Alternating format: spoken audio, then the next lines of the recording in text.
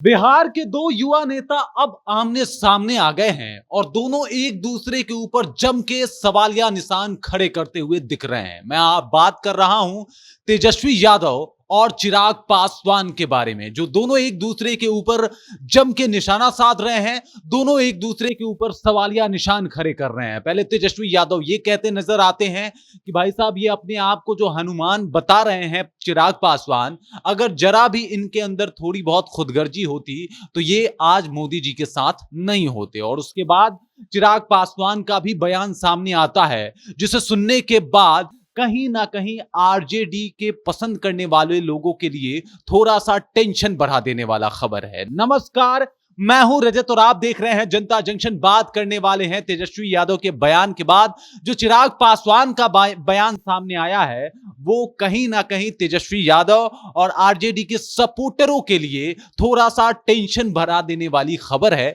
जहां पे चिराग पासवान ये बोलते हुए नजर आए हैं कि जब जब तेजस्वी यादव चुनाव हारने लगते हैं, जब जब वो चुनावी बौखलाहट का सामना करते हैं, तब तब वो शब्दों पे उनका जो है वो पकड़ ढीला पड़ जाता है। वो कहीं ना कहीं अमर्यादित भाषा का प्रयोग करने लगते हैं और इस बार भी ऐसा ही होता हुआ दिख रहा है। 2014 में भी यही हुआ था।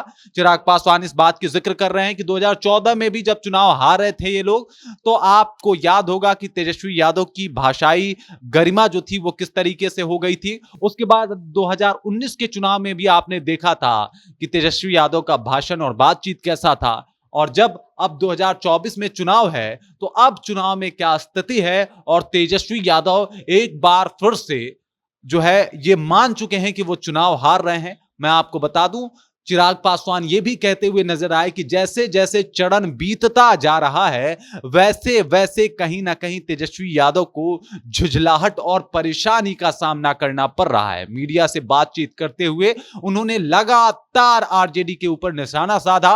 उन्होंने कहा कि आरजेडी आज इस हालत में इसलिए है क्योंकि उसने हमेशा से जात पात की बात की है, मजहब और मत की बात की है।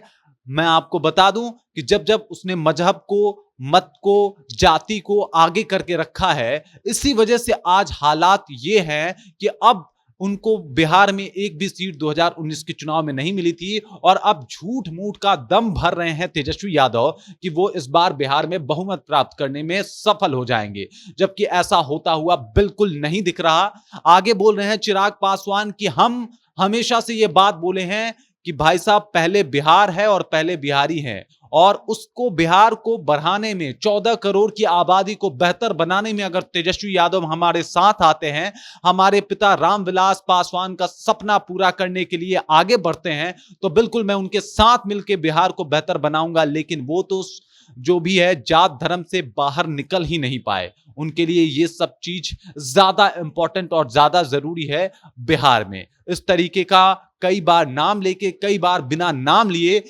तेजस्वी यादव के ऊपर चिराग पासवान निशाना साधते हुए नजर आए। मैं आपको बता दूं, चिराग पासवान एक युवा नेता हैं और बिहार में उनकी कहीं ना कहीं लोकप्रियता बहुत ज्यादा है। तेजस्वी यादव भी युवा नेता हैं, उनकी भी लोकप्रियता बहुत ज्यादा है। लेकिन यह माना जाता है कि दोनों की आपसी टक्कर जो है वो बराबर की है और इसी वजह से चिराग पासवान भी अब मुखर होकर बोल रहे हैं। अपने रैली के साथ साथ कई और चुनावी रैलियों को संबोधित कर रहे हैं। कई और जगह पे जाके चुनाव को बेहतर बनाने के लिए, बेहतर नतीजे लाने के लिए, एनडीए के पक्ष में नतीजे लाने के लिए वोट मांग रहे हैं लोगों से और लोगों के बीच जाके उनसे वोट देने की अपील करते हुए नजर आ रहे हैं।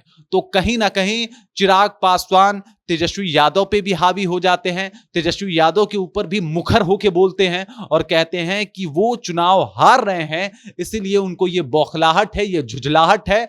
अन्यथा ऐसा हालात नहीं होगा, ऐसा हालात होता भी नहीं। लेकिन जब जब वो चुनाव हारते हैं, वो भाषाई मर्यादाओं को भूल जाते हैं। बाकी इसके ऊपर चिराग पासवान के बयान के ऊपर, तेजस्वी के ऊपर जो चिराग ने बयान दिए हैं उसके ऊपर, और क्या वाकई ये चरण जो बीते हैं उसमें आरजेडी कमजोर पड़ी है चिराग की माने, तो इस बात के ऊपर आप जाएं कमेंट सेक्शन में और अपना राय हम तक जरूर पहुंचाएं। बाकी आप देख रहे हैं जनता जंक्शन और मेरा नाम रजत है।